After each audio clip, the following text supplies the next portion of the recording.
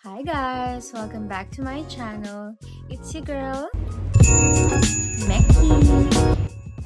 So for today's video guys, may mga i-share ako sa inyo mga bagay-bagay na nangyari lately na hindi ko na rin masyadong napapublicize kasi very busy ang person. No, ang daming nangyari. So ngayon, mag-a-unbox tayo. Siguro hindi na rin naman siya matatawag na unboxing kasi nabuksan ko na basically and ginagamit ko na siya. Kahapon ginamit ko na siya. Pero, ayun, I just want to share you guys na pumili ako ng alam kong makakatulong sa akin for my content creation. Siguro as a reward na lang din kasi lately, maraming mga nangyari na, alam mo yun, very nakakababa ng self-confidence. Self-confidence? Meron ka pala nun. Pero ayun nga, hindi ko na share sa inyo yung mga nangyari. Ang tagal na rin ng last vlog ko. Taken last March pa. So, in-upload first week of April. And sobrang ang daming nangyari within those months. And I just want to share you guys some, small wins in life. Because, of course, as a small YouTuber, kino-consider ko kayo as my family here. So, ayun, kagaya nga na sinabi ko sa inyo kanina, ipapakita ko lang yung mga binili gastos nitong mga nakaraan. Nung nakaraan, bumili ako ng AirPods for active noise cancellation. Ito ginagamit ko na siya ngayon. Parang ilang 2 weeks na rin ko siyang ginagamit. So, ito siya. Ayan. Ito yung box niya pala. I'm so sorry. Yan yung box niya. Na-unbox ko na. Actually, meron akong video nito na unboxing. Pero, ayoko siya i-upload kasi tamad na tamad ako. Pero, ayun. So, ito siya. Ito yung laman. Manual. Of course, wala namang iba. Manual lang naman yan. Tapos, wala. Yun lang. Wala siyang kasamang charger or anything. Yun lang. So, ito siya. Ayan. Kung nakikita niyo. Hindi ko alam kung ma-focus siya. Ayan, na-focus. Kung hindi nyo pa alam, high school pa lang ako, fan na ako ni Van Gogh. Kaya ito yung napili kong case. Ayan, cutie. So ito, bukod sa pagiging cute ng case ko, very helpful siya sa akin kasi I am commuting within Metro Manila. And sobrang ingay, sobrang ate ko, talagang bad trip ako buong araw pag nagko-commute ako like nag-jeep. Nag-jeep lang naman basically kasi sa LRT or MRT, hindi naman ako madalas magganyan. So, nagko-commute ako, yung ingay ng kalsada, sobrang sakit sa tenga. And minsan, pagod ka na, mababatrip ka pa sa ingay, sa banter ng mga palitan ng may mga nag-aaway sa kalsada, or yung mga busina ng mga kotse. Yun yung minsan talaga ako. Naiingayan talaga ako, then nai-stress. Dumadagdag siya sa stress ko. So, nung binili ko to, sobrang helpful niya sa akin kasi talagang paglagay ko sa tenga ko, ina-snap. Walang kahit anong noise. Although may mga noise pa rin, pero alam mo yung parang wala sila sa radar ng tenga ko. Ganon. So, very helpful siya sa akin. Mas na-enjoy ko yung pag-commute kahit minsan sobrang tagal na pag-abang ng jeep. Especially sa UP, alam niyo naman yan. Isa sa pinaka gusto kong purchase this year, etong AirPods na to. So, kudos sa Apple kasi may isa kayong customer na napasaya. Kung nagko-commute kayo, then parang gusto nyo tahimik yung paligid nyo habang nagko-commute kayo, you must buy this one. It's a must buy. Also, ito kasi, kagaya ng sinabi ko sa inyo kanina, grabe talaga yung talagang pagka-noise cancelling niya. Sobrang kulob siya. Ako kasi gusto ko yon. So, hindi ko lang alam sa ibang tao kung gusto nila. Nasa sa inyo yun kung bibilin nyo. Basta sinabi ko na kulob talaga siya. So, yun yung gusto ko. Kaya lang din, be mindful lang din sa mga pagtawid-tawid, ganyan. Kasi ako, pag tumatawid talaga ako kahit hindi ako naka-earphone, lagi akong tumitingin sa tatawiran ko, like kanan, kaliwa, kahit one way lang naman yun. Kasi, who knows, diba? Pero ayun, be mindful na lang din pag gagamit nito na tingin-tingin din sa kalsada. Huwag yung parang may suot ka na dire-diretso ka kasi nasa Pilipinas po tayo, marirecommend ko to, lalo na sa mga commuter na gustong tahimik yung commuting life nila especially here in Metro Manila. Alam naman natin ang traffic dito at ang ingay ng kalsada. So, ayun. Must buy. Yeah. Anyway, mapunta tayo sa big purchase ko this year. At sinabi ko sa sarili ko, after neto, hindi na muna talaga ako bibili ng kahit ano. Kasi okay na ako. Complete gear na ako. May camera na ako. May cellphone na ako. And meron na ako neto. Meron pa ako neto. So, complete gear na ako. Wala na akong parang hahangarin pa na gadget. This year, okay. This year, talagang in-emphasize yung this year. Pero ayun, big girl purchase ko to, and sa tingin ko magiging makahulugan siya not only for my content creation kagaya nung nasabi ko kanina, but also kasi may mga plans ako na hindi ko pa pwedeng sabihin kasi I just want to keep it to myself. And hindi ko feeling makakatulong talaga siya dun sa plans ko na yun. So ayan, without further ado, nandito na siya. Yes po, yes. Malaking box. Ano ang laman? Bumili ako ng MacBook. And ito yung bagong labas nila na M4. Actually, dapat yung bibilin ko is yung M3 lang. Kasi, alam mo yun, parang hindi naman ako ganun ka-techy. Techy ako. Kaya kung gumamit ng mga apps. Pero ayun, bumili ako ng MacBook kasi kailangan ko siya. Okay. Huwag nyo nang i-ano sa akin. Kailangan ko ang MacBook. Consider ko siya for content creation also. Pero sa mga future plans ko kasi, I really need it. And sa tingin ko, hindi ko sa tingin mapapakinabangan ko talaga siya. Okay, tama na ang pag-justify. Tama na yun. Pero yun, bumili nga ako ng MacBook. Ayan. Ito ang pinaka-bigger purchase ko this year. Last year ay yung camera. Pero ayun. Tara! Binili ko yung bago nila na M4. Asan na yan? Binili ko yung bago nila na M4. Cheap. 16 gig memory and 256 gig storage. Ayun. Hindi ko naman kailangan ng sobrang laking storage. Kasi hindi naman ako pala keep ng mga photos sa mismong app ng Apple. Kasi meron akong Google Photos, meron akong Google Drive. So, may Google Cloud ako. So, doon ko ini-store. So, hindi ko kailangan ng malaking storage. Ito, actually, wala na siya dito sa box. Pinakita ko lang sa inyo, syempre. Pero ayun, binili ko to kahapon. Kasama ko si Pao. And, ayan. Wala naman tong laman, ate ko. Pinakita ko lang yung box. Kasi nga, nagamit ko na siya. Ito yung papel galing sa Power Mac. Walang kasawaang manual. Actually, nagtataka ako kasi wala silang yung sticker.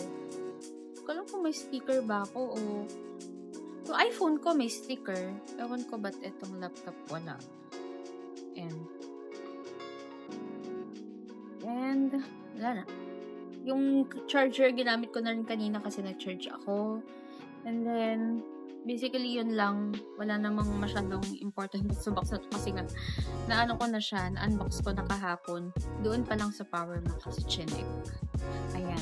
And then, may libre siyang ganito. Polishing cloth. Nandun na din siya sa may lalagyanan ko ng MacBook. And dito siya nakalagay. Actually, yun lang naman. Yun lang yung Nagulat ako sa price netong polishing cloth nila. Hindi ko alam kung nakikita niyo. Pero, yan yung price.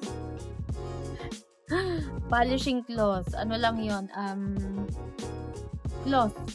Pamunas. Pero, nung tinry ko siya, very effective actually. Yeah, I love it. Maganda siya pampunas talaga. So, ayan. Close na natin tong box kasi yun lang naman yun.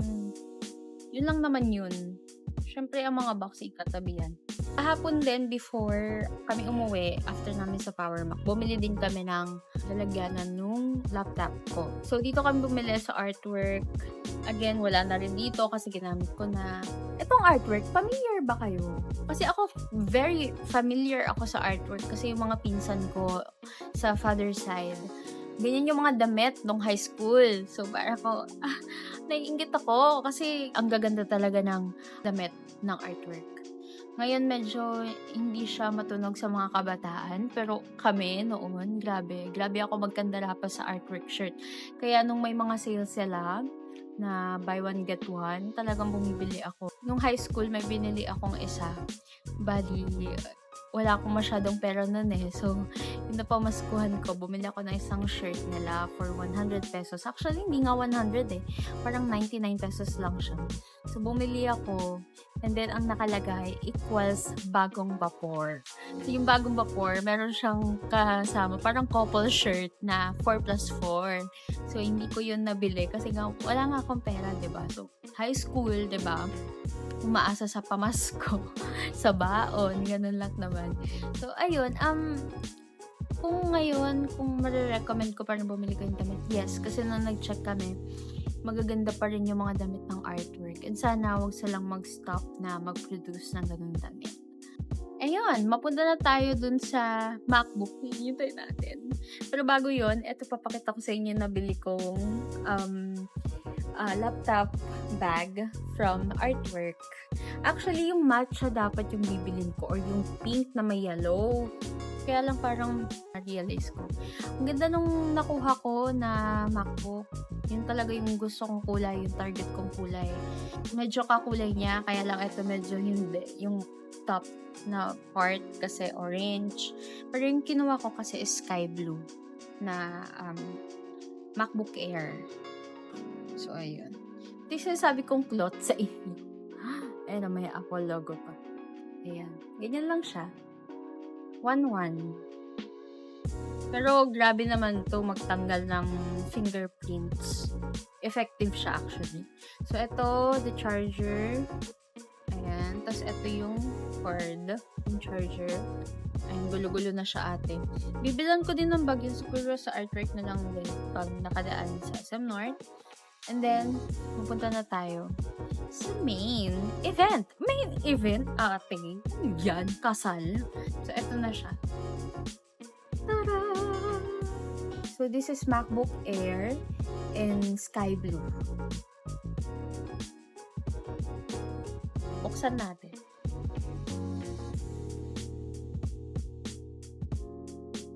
Wow! Ang tunog ng Apple. Grabe. Ang ganda. Ang ganda. Wala pa nga. Hindi pa nga bukas sa ate ko. Ayan. Actually, setup ko na siya. Blue din yung ano niya. Actually, ako gumawa ng wallpaper na to kasi wala akong makitang 4K. So, ako na lang gumawa. Buksan lang natin. Ayan. Tada! Simple lang yan. Actually, meron nga tong ano eh. Meron ako ditong in-install nung kahapon, nawala. Ayan, kailangan i-click mo siya. May paganyan si ate ko. Aesthetic mo siya. Aesthetic. Ayan. So, na naman. Basically yan, laptop. Laptop ng Apple. Actually, binili ko to kasi sobrang ganda ng reviews niya. May fina-follow si Paolo na tech reviewer sa YouTube. He is residing in America. And very honest talaga siya sa mga tech reviews niya. Like, kung pangit ka talaga, hindi niya i-suggest na bilhin. Pero, ayun nga. Isa to sa mga ni-review niya and maganda naman yung reviews niya. And actually, ang talagang pakay ko dito is the M4 chip. Kasi I am planning, to do content creation and also starting to plan my life. Pero ayun, may mga plans kasi ako na kailangan ko ng magandang, gears, magandang equipments, para, basta, i-share ko na lang sa inyo yan kapag ready na akong i-share. Pero ayun, sa tingin ko, overall na experience, one day ko na itong ginagamit. Maganda. Actually, maganda talaga ang Apple. durable naman sila, iingatan mo nga lang talaga. Siyempre iba pa din yung maingat tayo kasi siyempre hindi naman gano'n kadaling kitain yung pera, hindi naman gano'n kadaling maghanap ng pera. Sobrang hirap din siyempre. Pinaghihirapan naman natin lahat ng mga binibili natin. Yung mga meron tayo ngayon, pinaghirapan natin yan. So, nung after ko tong bilhin, actually, hindi naman emotional, pero parang nakakapagbalik tanaw ako sa life. Kasi, kung kilala niyo ako, at kung alam niyo yung estado ng buhay ko, buhay namin ng family ko, hindi kami ganun kayaman. Parang nasa gitna kami ng middle and lower class. So, hindi ko yun ikakahiya kasi doon ako galing. And looking back, kung alam niyo lang, nakagraduate ako nang wala akong laptop. Actually, puro hiram yung laptop ko. Nanghiram ako sa pinsan ko, then kailangan na nila, so sinuli ko. Then yung pinsan ko, may laptop din siya, hinihiram ko. Every time na hindi niya gagamitin, so doon ako nakiki-type ng thesis ko. Tapos meron kaming lumang tablet from, I don't know, kung from ano pa ba yun, 2015, 2014, something ganon. Yun yung ginagamit ko pang online class. And looking back sa mga ganong scenario sa life ko, yung mga ganong experience, now na meron akong sariling laptop, meron akong camera, meron akong cellphone na maayos, it's just, I'm so happy, you know, kasi hindi naman sa naiingit, pero parang naiisip ko na sana meron din ako, pero hindi ko sila kinakaingitan na, parang sana hinahangad ko na meron din ako. Pero inggit din yun ate, you know, very in denial ka pa. And hindi naman ako nagtatanim ng sama ng loob sa kahit kanino sa family na tumulong sa akin. Kasi napag-aral ako ate, nakapagtapos ako, and meron akong trabaho ngayon na, you know, nakakapag-support sa mga kailangan ko, sa kailangan ng family ko, sa mga needs and wants. Alam mo yung wants, parang ano na lang yan extra na lang. Kasi for now, parang mga needs yung kailangan natin na magkaroon. I'm just so happy na ngayon, meron akong means para bumili ng mga ganitong bagay. And I'm so very grateful, especially to my father, na, you know, tinaguyod talaga ate ang aking buhay. I'm just so happy, you know, kasi parang before, hindi ka makapag-aral ng maayos, wala kang sariling laptop. So ngayon, yung mga plano ko sa buhay ko, yung mga plans ko sa life, itong mga naiisip ko lately, at least kahit pa paano may mga nasimulan ako. Siguro ang lesson sa life lately is be grateful. And also, huwag mong pagdamutan yung sarili mo if you have the means to celebrate your wins, kahit small pa yan or big wins. Huwag mong makalimutan na i-grant yung self mo ng celebration for that. Kasi pinaghirapan mong gawin yung mga bagay na yun. Ayun lang! I hope you guys like it. Kung nagustuhan nyo, please like, share, and subscribe. Pero ayun, I hope you guys like this video. See you soon again sa next vlog. Bye!